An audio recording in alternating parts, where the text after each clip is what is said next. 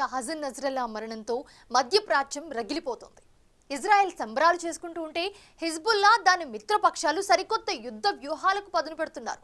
తమ నాయకుడిని చంపినందుకు ప్రతీకారం తీర్చుకోవడానికి హిజ్బుల్లా డేంజరస్ ఆపరేషన్కు సిద్ధమైంది.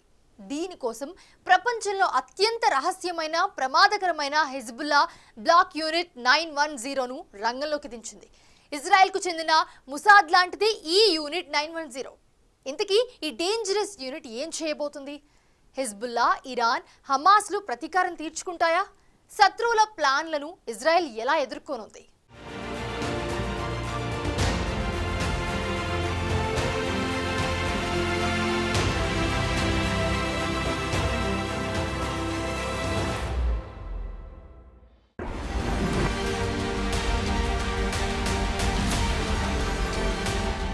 దెబ్బకు దెబ్బ, రక్తానికి రక్తం, ఇదే యుద్ధనీతి. దానికి లెబనాన్లోని హిజ్బుల్లా సిద్ధమైంది. తాజాగా హిజ్బుల్లా హెడ్ హసన్ నస్రల్లాను బాంబులతో పేల్చేసిన ఇజ్రాయెల్పై ఇప్పుడు తీవ్రమైన పగతో రగిలిపోతుంది హిజ్బుల్లా. ఇటీవలి కాలంలో దాదాపు 19 మంది హిజ్బుల్లా లీడర్లను మట్టుబెట్టింది ఇజ్రాయెల్. గత ఏడాది అక్టోబర్లో ఇజ్రాయెల్పై హమాస్ చేసిన ఆకస్మిక దాడి తర్వాత జరిగిన పరిణామాలే ఇవన్నీ. అయితే హమాస్కు సపోర్ట్గా ఇజ్రాయెల్పై దాడి చేయడానికి పలు రాడికల్ గ్రూపులు కూడా రంగంలోకి దిగాయి. అందులో ఒకటి లెబనాన్ కేంద్రంగా పనిచేసే హిజ్బుల్లా. రాడికల్ సంస్థగా ఏర్పడి లెబనాన్ పార్లమెంట్లో బలమైన ప్రాతినిధ్యం పొందే వరకు ఎదిగిన అత్యంత పవర్ఫుల్ గ్రూప్. అయితే తమను 30 ఏళ్లు నడిపించి ఇంత స్థాయికి తీసుకొచ్చిన నాయకుడు నస్రల్లా ఇప్పుడు లేడు. లెబనాన్లో మాత్రమే కాదు, ప్రపంచవ్యాప్తంగా ఇస్లామిక్ ఉద్యమానికి వెన్నుదన్నుగా ఉన్న నస్రల్లా మరణాన్ని హిజ్బుల్లాతో పాటు ఇరాన్ కూడా చాలా సీరియస్గా తీసుకుంది. ఇజ్రాయెల్పై ప్రతీకారం తీర్చుకోవడానికి ఒక డేంజరస్ ప్లాన్ చేసింది. దానికోసం హిజ్బుల్లా సీక్రెట్ యూనిట్ 910ను రంగంలోకి దించుతోంది.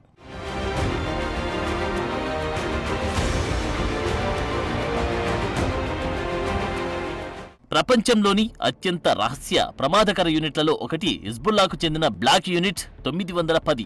నస్రల్లా హత్యకు ప్రతీకారంగా ఈ యూనిట్ ఇప్పుడు ప్రపంచవ్యాప్తంగా ఇజ్రాయేలీల లక్ష్యంగా ఆపరేషన్లు షురూ చేసింది. ఈ ఆపరేషన్లో భాగంగా ఒక్క ఇజ్రాయెల్లో మాత్రమే కాదు, ప్రపంచవ్యాప్తంగా ఇజ్రాయేలీ నాయకుల్ని టార్గెట్ చేస్తూ కోవర్ట్ ప్లాన్ ప్రారంభించినట్లు సమాచారం. గతంలో ప్రపంచవ్యాప్తంగా ఇజ్రాయేలీలను లక్ష్యంగా చేసుకున్న ఈ షాడో యూనిట్ హిజ్బుల్లా మిలిటెంట్ సంస్థల్లో కోవర్ట్ విభాగంగా పనిచేస్తుంది. గతంలో అమెరికా, ఐరోపా, ఆఫ్రికా, ఆసియా, ఇజ్రాయెల్ వాసులపై పలు దాడులు చేసింది.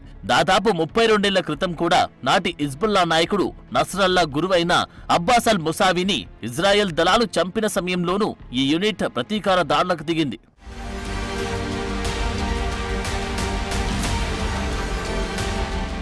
హిజ్బుల్లాకు షాడో యూనిట్ గా పనిచేసి అత్యంత రహస్య ప్రమాదకర యూనిట్లలో దీనిని ఒకటిగా భావిస్తారు. తలాల్ హమియా అలియాస్ అబూ జాఫర్ దీనికి నాయకత్వం వహిస్తున్నాడు. లెబనాన్ బయట హిజ్బుల్లాకు చెందిన రహస్య దాడులన్నింటినీ ఇదే నిర్వహిస్తోంది. ఈ యూనిట్ నేరుగా హిజ్బుల్లా అధినేత హసన్ నస్రల్లాకు రిపోర్ట్ చేసే సంస్థ. ఇది ఇరాన్కు చెందిన రివల్యూషనరీ గార్డ్స్ కోర్తో కలిసి పనిచేస్తుంది. అలాగే ప్రపంచవ్యాప్తంగా ఉన్న ఇస్లామిక్ టెర్రరిస్ట్ గ్రూప్లతో కూడా టచ్లో ఉంటుంది.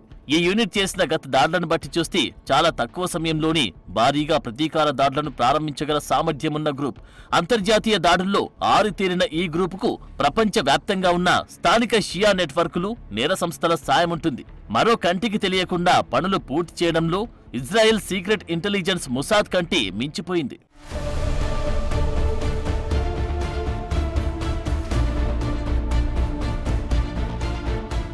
పాశ్చాత్య దేశాలకు, ముఖ్యంగా ఇజ్రాయెల్కు వ్యతిరేకంగా పనిచేయడమే యూనిట్ 910 లక్ష్యం.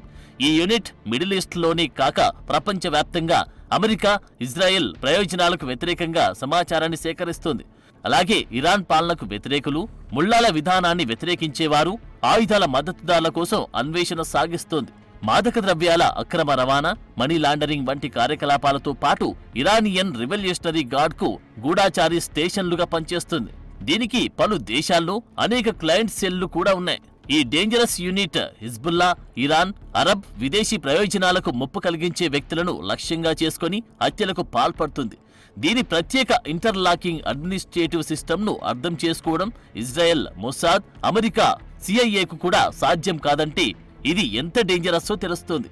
ఈ యూనిట్ కు పలు ఆపరేషన్ యూనిట్లు కూడా ఉంటాయి. ఇవి అడ్మినిస్ట్రేషన్, ఆపరేషన్స్ లో కలిసి పనిచేస్తుంటాయి.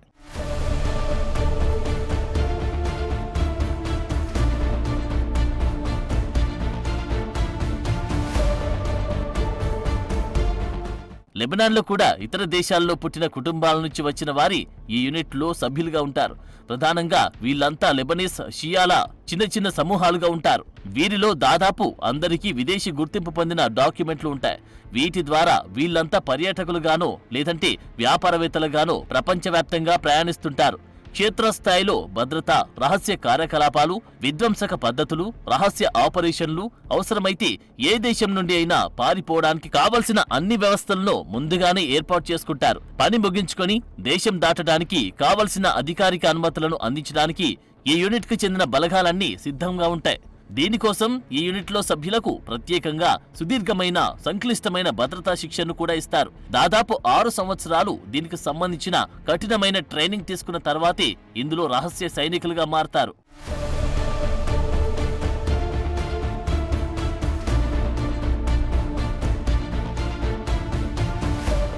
ఒక విధంగా యూనిట్ 910 ఆపరేషన్లలో సక్సెస్ రేటు 90% ఎక్కువగానే ఉంటుందన్నది అంతర్జాతీయ టెర్రరిస్ట్ విశ్లేషణ నివేదికలు చెబుతున్నమాట. ఇలాంటి బలమైన, క్రూరమైన గ్రూపును ఇప్పుడు ఇజ్రాయెల్ పై ప్రతీకారం తీర్చుకోవడానికి హిజ్బుల్లా ప్రయోగించాలని అనుకుంటుంది. అయితే నస్రల్లా హత్య తర్వాత యూనిట్ 910 కార్యకలాపాలను ఇప్పుడు ఇరాన్ డైరెక్ట్ గా ఆపరేట్ చేసే అవకాశం కనిపిస్తోంది.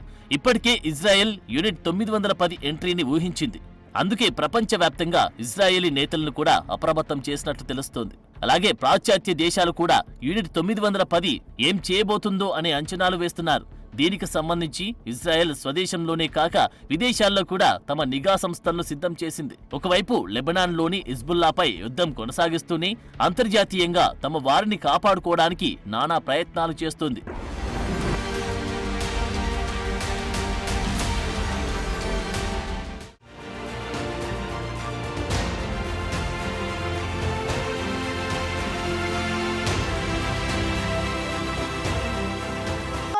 పనులన్నీ హిజ్బుల్లా అధికారిక సైనిక కార్యకలాపాలతో సంబంధం లేకుండా ఉంటాయి. ఇరాన్ హిజ్బుల్లాకు అంతర్జాతీయ వ్యూహాత్మక విభాగంగా ఉన్న యూనిట్ 910 ప్రపంచ వ్యాప్తంగా ఎన్నో దాడులు చేసింది. ఏర్పడిన మొదటి సంవత్సరంలోనే అమెరికా టార్గెట్గా దాడులు ప్రారంభించింది.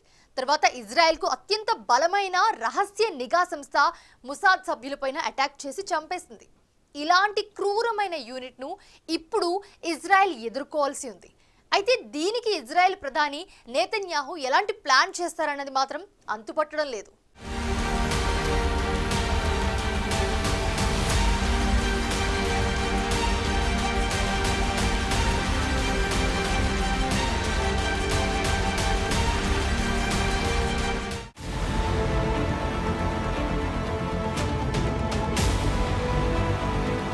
హిజ్బుల్లా ఎక్స్టర్నల్ సెక్యూరిటీ ఆర్గనైజేషన్ గా ఉన్న యూనిట్ 910 కి ఉన్న మరో పేరు ఇస్లామిక్ జిహాద్ ఆర్గనైజేషన్. ఇది ప్రపంచ వ్యాప్తంగా ఉన్న తన సీక్రెట్ సెల్స్ తో ఇప్పటికే ఎన్నో నేరాలకు పాల్పడింది. లెబనాన్ వెలుపల ఉగ్రవాద దాడులను ప్లాన్ చేయడం, సమన్వయం చేయడం, అమలు చేయడంలో ఈ యూనిట్ కీలకంగా పనిచేస్తుంది. ఇప్పటి వరకు యూనిట్ 910 చేస్తున్న దాడుల్లో ప్రపంచ వ్యాప్తంగా ఇజ్రాయెల్ యూద్ సంస్థలపై చేసిన 3 ప్రధాన దాడులు చాలా సంచలనంగా అయ్యాయి. వీటిలో అర్జెంటీనాలోనే 2 సంఘటనలున్నాయి. 1992లో అర్జెంటీనాలోని ఇజ్రాయెల్ రాయబార కార్యాలయంపై బాంబు దాడి.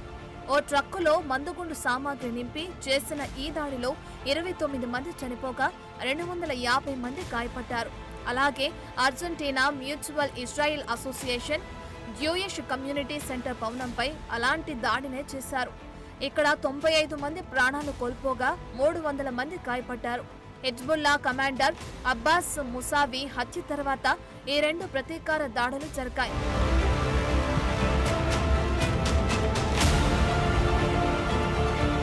హిజ్బుల్లా మాజీ నాయకుడు ముసావిని ఇజ్రాయెల్ హతమార్చినందుకు ప్రతీకారంగా చేసిన ఈ దాడి ముసావి మరణించిన 1 నెల రోజుల్లోనే జరగటం విశేషం. ఫిబ్రవరి 16, 1992న ముసావి హత్య జరిగితే అర్జెంటీనాలోని రాయబార కార్యాలయంపై ప్రతీకార దాడి మార్చి 17, 1992న జరిగింది.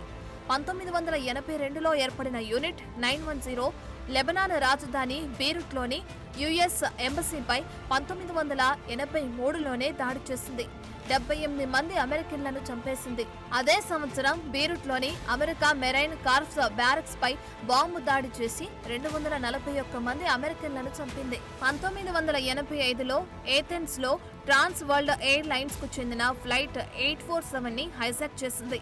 2005లో లెబనాన్ ప్రధానమంత్రిని హత్య చేసింది. తర్వాత 2012లో బల్గేరియాలోని బుర్గాస్ లో మరో ముఖ్యమైన దాడి చేసింది. ఇజ్రాయెల్ పర్యాటకులను తరలిస్తున్న బస్సుపై యూనిట్ 910 బాంబు దాడి చేసింది. ఈ బస్సులో ఇజ్రాయెల్ ముసాద్ కు చెందిన ప్రతినిధులు ఉన్నారనే కారణంతో ఈ దాడి జరిగింది. ఎలా చెప్పుకుంటూ పోతే యూనిట్ 910 అకృత్యాలకు అంతే లేదు. అమెరికా నిఘా సంస్థలు ఈ యూనిట్ ని బ్లాక్ ఆపరేషన్స్ యూనిట్ అంటారు. మరో కంటికి తెలియకుండా పని కానిచ్చేయటంలో యూనిట్ 910కు పెట్టింది పేరు.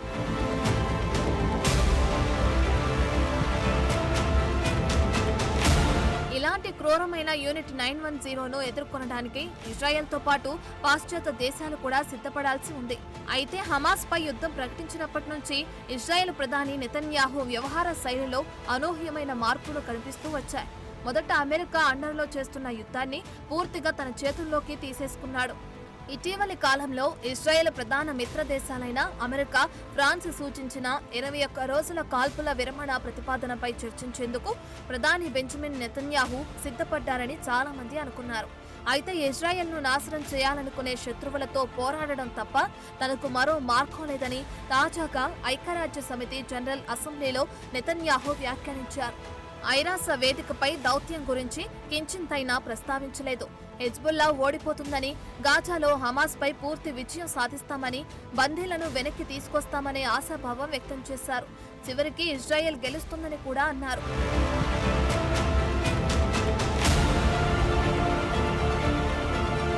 ఐరాస వేదికపై నెతన్యాహు ప్రసంగం తర్వాత బీరుట్లో చేసిన భారీ దాడిలో హిజ్బుల్లా అధినాయకుడు నస్రల్లాను హతమార్చిన తర్వాత కాల్పుల విరమణ గురించి ఇజ్రాయెల్ ఆలోచించడం లేదన్న విషయం స్పష్టమైంది. శత్రువులు ఎక్కడ ఉన్నా ఇజ్రాయెల్ వారిని చంపు తీరుతుందని గతంలో నెతన్యాహు చేసిన హెచ్చరికలను నిరూపించడానికే ఈ దాడి జరిగినట్లు తెలుస్తుంది. ఎందుకంటే ఈ దాడి గురించి తమకు ముందస్తు సమాచారం కూడా లేదని అమెరికా పెంటగాన్ తెలిపింది. ఆ టైంలో నెతన్యాహు అమెరికాలో ఉండి కూడా దాడికి సంబంధించిన క్లూ కూడా ఎవ్వరికీ ఇవ్వలేదు. అంటే నెతన్యాహు ఈ యుద్ధాన్ని తమ సొంత యుద్ధంగానే పరిగణించారు. అమెరికా నుండి సైనిక, ఆయుధ సహాయం పొందుతున్నప్పటికీ అమెరికా మాటను కూడా వినట్లేదు.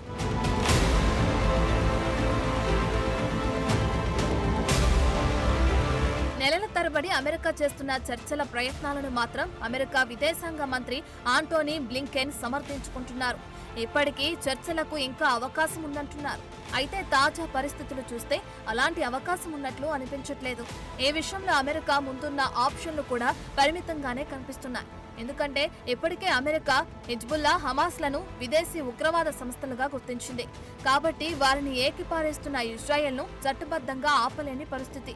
అందులోనూ త్వరలో అమెరికాలో అధ్యక్ష ఎన్నికలు జరగబోతున్నాయి. ఈ సమయంలో ఇజ్రాయెల్పై అమెరికా ఒత్తిడి చేసే అవకాశం కూడా తక్కువే. నిజానికి 2023 అక్టోబర్లో ఇజ్రాయెల్పై హమాస్ దాడుల తర్వాత హమాస్తో పాటు ఒకేసారి లెబనాన్లోని హిజ్బుల్లాపై కూడా ఇజ్రాయెల్ దాడి చేయాలని భావించింది. అయితే అమెరికా దీన్ని వ్యతిరేకించింది, వద్దని ఒప్పించింది. అలా దాడి చేస్తే మరిన్ని సమస్యలొస్తాయని హెచ్చరించింది. అయితే ఇప్పుడు మాత్రం నెతన్యాహుని ఆపలేని వాతావరణం నెలకొంది.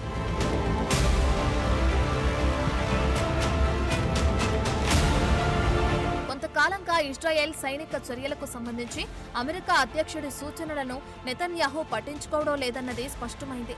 అమెరికా అందించిన యుద్ధ విమానాలు, బాంబులను బీరుట్లో హిజ్బుల్లాపై దాడి చేయాలని ఇజ్రాయెల్ వాడిన తర్వాత కూడా అమెరికా ప్రేక్షక పాత్ర పోషించింది. యుద్ధంలో ఇజ్రాయెల్ రూటు మార్చి స్వతంత్ర పాలస్తీనా రాజ్యాన్ని సృష్టించడానికి అమెరికా వేసిన ప్రణాళికను నెతన్యాహు ఏమాత్రం పట్టించుకోలేదు. అయితే ఇప్పుడు అమెరికా చేతుల్లో ఏమీ లేదు. ఇక ప్రస్తుతం ఇజ్రాయెల్ ముందున్న టాస్క్ హెజ్బుల్లా తీసుకునే ప్రతీకార చర్యలను అడ్డుకోవాలి. అయితే హిజ్బుల్లా ఇజ్రాయెల్పై బలమైన క్షిపణి దాడులు ప్రారంభిస్తుందా లేదా అన్నది ఇంకా తేలలేదు.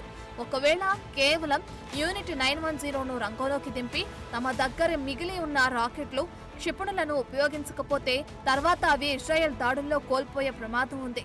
కనుక ఇరాన్ సహకారంతో హిజ్బుల్లా క్షిపణి దాడులతో పాటు యూనిట్ 910 కార్యకలాపాలను కొనసాగించే అవకాశం ఉంది. మరోవైపు ఇజ్రాయెల్ లెబనాన్లో గ్రౌండ్ ఆపరేషన్ చేయడానికి సిద్ధపడుతుంది. కానీ యూనిట్ 910ను ఎలా ఎదుర్కొంటుంది?